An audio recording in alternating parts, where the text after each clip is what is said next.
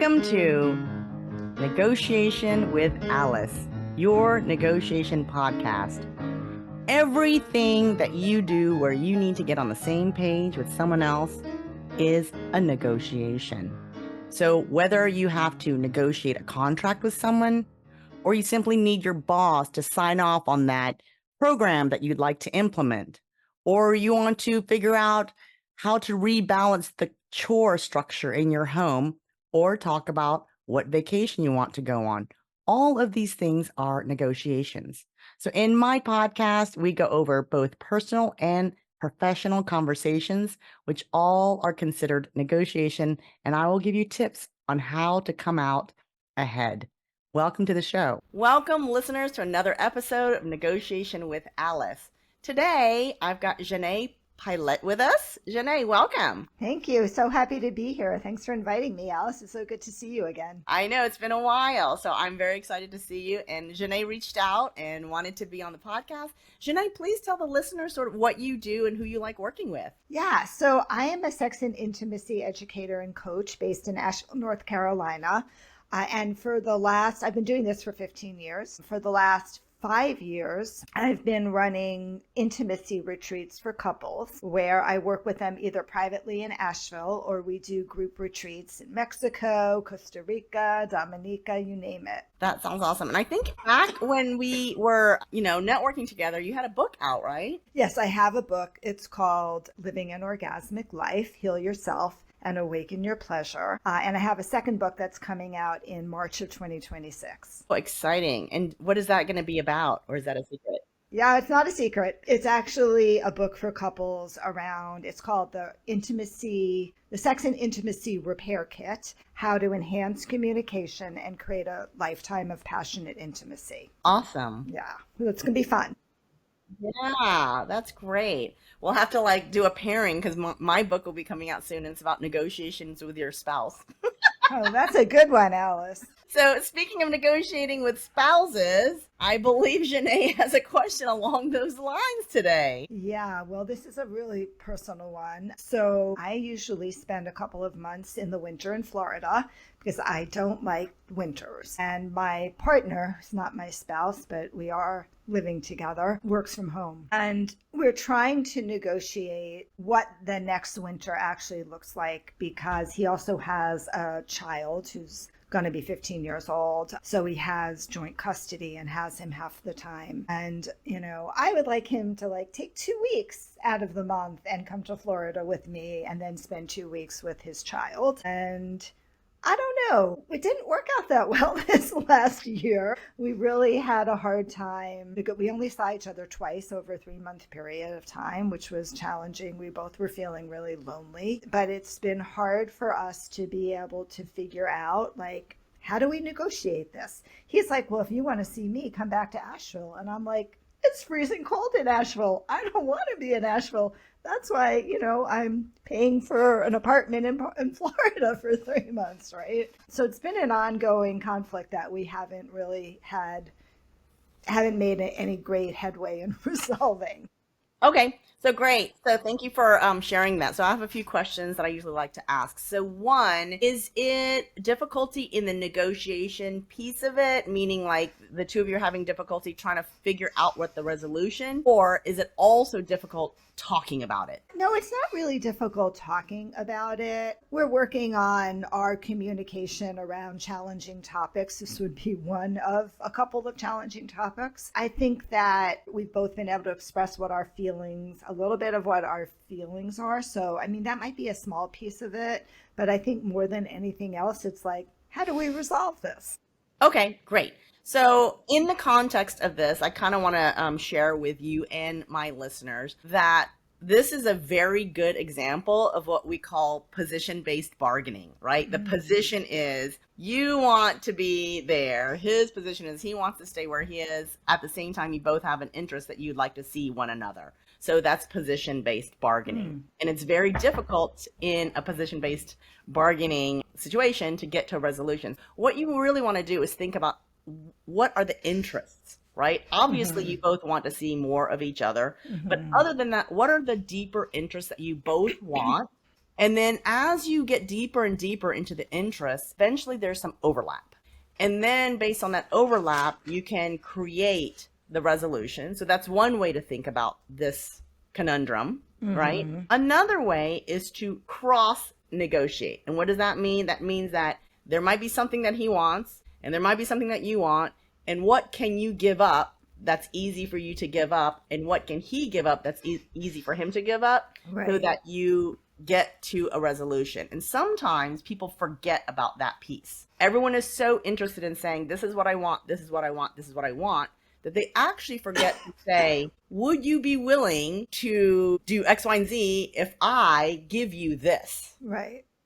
Right? And so let's talk a little bit about that. Let's brainstorm a little bit about what are the interests that maybe both of you share beyond, hey, we want to spend some more time together. What are some of the other interests? Well, I think part of the interest around this is that we both experience a lot of loneliness by ourselves, right? So, how do we resolve that? That's a big piece for both of us. I think that was hard for him to admit. It was very easy for me to admit. I saw these retired couples down there. I'm like, where's my partner? So I think that's one of the interests that we want to definitely share. I think another interest that we want to share is also like giving each other time and space to also be alone. Right? There's something in a long-term relationship of like having some aloneness that allows a little bit of a reset to happen. And it also makes like your coming together a lot more fun and juicy, right? Right. So I think that's another interest that we both have, of each having some of our alone time and downtime. And we definitely both share the interest of not messing up the relationship he has with his son, right? Like not messing around with the custody agreement and his ex-wife and all that other stuff. Like we want things to be, we both want things to be smooth. Now for you, what is your ideal scenario during those 3 months? What does that look like? Well, I think my ideal scenario at this point is 2 weeks on, 2 weeks off, right? Like, and maybe even skip a month. I'd be open to that. One of those months I'm doing a retreat in Costa Rica. So, that's a short month anyway. So, we spend 2 weeks together. He goes back to Asheville and has 2 weeks with his son. We take off the middle month. And then the last month, we also have like 2 weeks together. And maybe I would, probably not. Maybe I'd fly back to Asheville instead of going to Florida after my retreat in Costa Rica. So maybe I would, do that. Okay, great. So I really like this sort of framework where you say the middle month, you're on a retreat anyway. So let's just craft this. If you were to say to him, okay, how about this? You come for 2 weeks during the first month, and in the third month, I'll come there for 2 weeks. Do you feel like he would accept that offer? Well, I don't want to go there for 2 weeks because I'm paying a lot of money for an apartment for 3 months. Okay. Right. So that's ridiculous, right? For me, it's like that, I'd be willing, I'm already not going to be there a week, right? When I'm in Florida. So what I would be willing to do would be in that middle month, rather than going back to the apartment in Florida, I'd come to Asheville for a week after the retreat, right? So he would only have to fly twice. Okay. And I would fly once. That would be for me like an ideal arrangement. I think the sticking point for him is that 2 weeks on, 2 weeks off. And that's, I don't know, that's a whole nother thing with him. So let's talk through this. And this is really great because anytime you negotiate, you want to prepare. And that's exactly what we're doing today. Right now is preparing for the negotiation. And so I want my listeners to understand, like, how do you actually prepare? You prepare by thinking through what might be the objections to your offer. And if you think that there is going to be an objection, how can you meet that objection? Like, what are some of the potential resolutions for an objection that he might put up?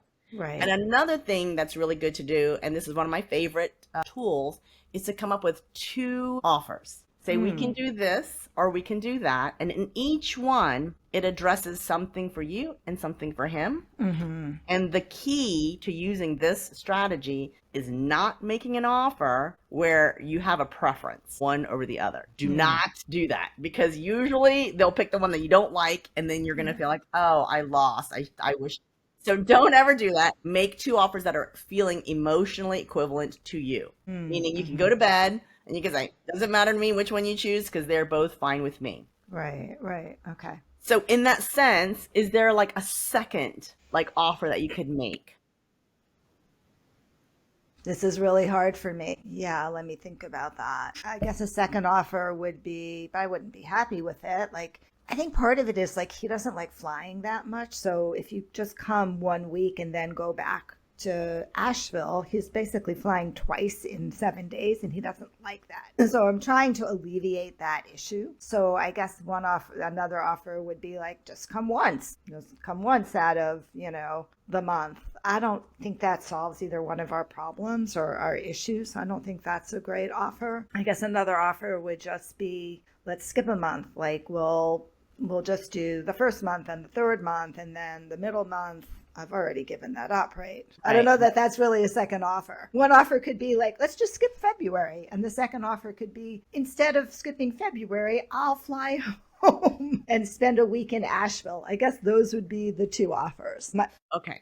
Right. So am I willing just to give up that middle month and be like, yeah, that month we're not going to see each other. We're only going to, but at least we'll see each other 4 out of the 12 weeks that I'm away. Right. So you can make a couple of different offers, but make sure that when you're crafting your second offer, and you can always think about it beyond this podcast, to think about, am I making an offer that I feel like I would be okay with if he chose the second one? Right. Because if you feel like if he chooses it, you're going to be disappointed, don't make that offer, or at least change it in a way that you feel comfortable if he would select it. There is another offer I could, and I've been thinking about it, which is like, why don't I just shorten my time? I don't have the lease signed yet. And frankly, last January, it was freezing in Florida. I mean, not compared to Asheville, but it was cold. So the other option would be just shorten the time that I'm away. So rather than being there all of January, maybe I'll just be there the last week. So, instead of being there 12 weeks, I'll be there like 9 weeks. And that's I guess that would be another offer that I'm thinking about as well. So if you did a 9 week, so you'd be there the last week of January, then in February, you're gone on your retreat. Mm-hmm. And then what would the third month look like, or the 2.5 month? Probably I would try to get him to like meet me in Florida when I drove down so we could unpack the apartment. So I think it would be, we'd figure out a way for him to spend the first week with me, or maybe first 2 weeks with me. Then February is nothing. And then probably he would come down for the last week or two in March so he could help me pack the car. So then he wouldn't have to necessarily fly. He could drive. True, that's true, but that would be an option too. Well, but it would alleviate, right? His drive, his flying thing. Yeah, I don't know how that would work, but yeah, it's a possibility. Okay. Yeah, those are options. Okay, so you could always say, and so when you talk to him, one of the things that to set expectations is to say, hey, I've been thinking about a few options, and would it be okay if I presented all 3 before I got your feedback? Mm-hmm. Right? So that you kind of like set a framework for your conversation. Okay. Because what would happen is if you just start in and go, how about this? And you don't let him know that there are 2 or 3 options, he may start finding like reasons that this, that, and the other, right? And now you're off to the races and running in deep discussion. Right. But if you say, I've got 3 different offers, let me present them to you first. And then we can talk about pros and cons, or which one do you prefer, or which one can we work with? Because he might end up picking one of them and asking you to make some adjustments, but at least you're that much closer to getting what you want, right? I like that a lot. Yeah, that's a great idea. Yeah. So then you ask him to just hold the feedback until after you've made a presentation. And sometimes because it is easier for some people to be able to look at it on paper, you might have each one written out and on bullet points on a piece of paper so that it's easy to read. Okay.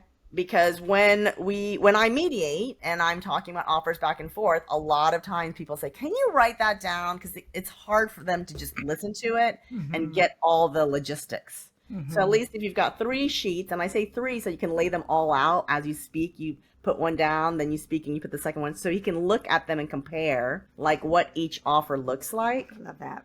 And that way you can have a more fruitful conversation about the pros and cons of each of these. And more likely you will get to a resolution since you've really thought through these initial ideas. Right. I right? like that. Yeah. And then you can have the conversation. And then, I always tell people, for people who are in relationships where, it suddenly goes off the rails, I always say, before you have a difficult conversation, set up ground rules. Just say, can we agree not to call each other names? Can we agree not to interrupt? Can we, make all the ground rules so you feel safe? Right. And then the other thing that's important too is a time limit, and to say, can we agree to each of us, when it's our turn to speak, that we keep it to under 5 minutes, because more than 5 minutes, it becomes difficult for us to track that volume of information in order to be able to respond to it. And so then you can do that however way, whether you actually time it or whether you say, just around 5 minutes. Right. And, because otherwise, if someone's talking for 10, 15 minutes and you're trying to say something and then you're like, I can't remember everything you're saying, and it just starts to derail. Yeah. And so that's a really good way to just say, let's just keep each other accountable time-wise so that we don't take up too much time talking about our side. Yeah, that's great. I like that too, because he can talk me under the rug. Right. And that's a lot. Right. And so to set that expectation is very helpful. Yeah. Because then it's more of a back and forth as opposed to someone taking the floor for too long of a time. Right.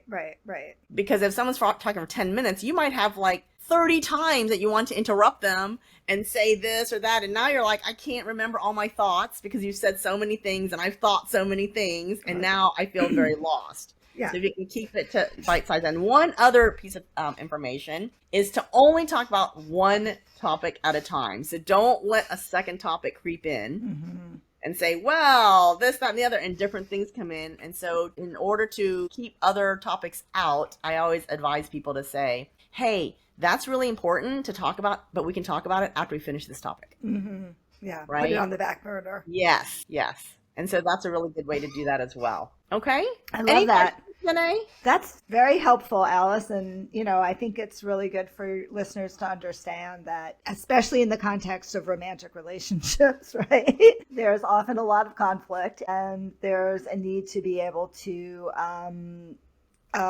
figure out how to negotiate that conflict. Like a lot of it, I'm sure the first question you asked me about, like, is it around the feelings? Is it around the emotions, right? And yes, there's a lot of feelings around this for both of us.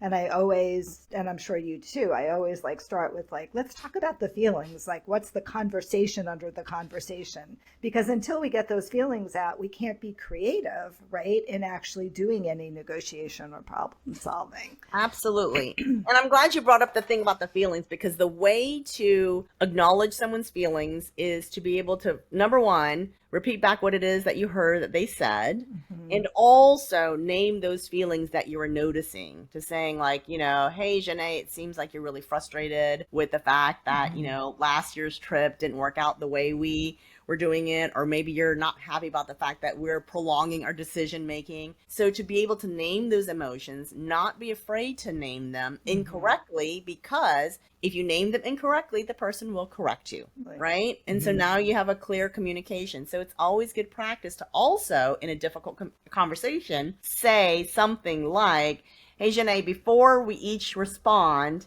if you can at least say back what it is that you understood that I said. Right. That is a really good way to keep the communication very clean and clear, and ensuring that everyone is practicing active listening. Absolutely. Yeah. And when I work with couples and I teach repair conversations, that's like one of maybe the second step is really reflecting back with empathy what your partner said. Yeah, definitely. So awesome. Well, thank you so much for being on the show today, Xanet. Thank you, Alice. Thanks for having me. It was a lot of fun. Yes. And if someone wants to reach out to work with you, how can they find you? I think the best thing they can do is go to this nice little website, howtoimprovemylovelife.com. They're going to get a nice little guide on how to rekindle intimacy, 10 questions, and then it'll take you directly to me. Wonderful. Awesome. And thank you, listeners, for joining into another episode of Negotiation with Alice. Until next time.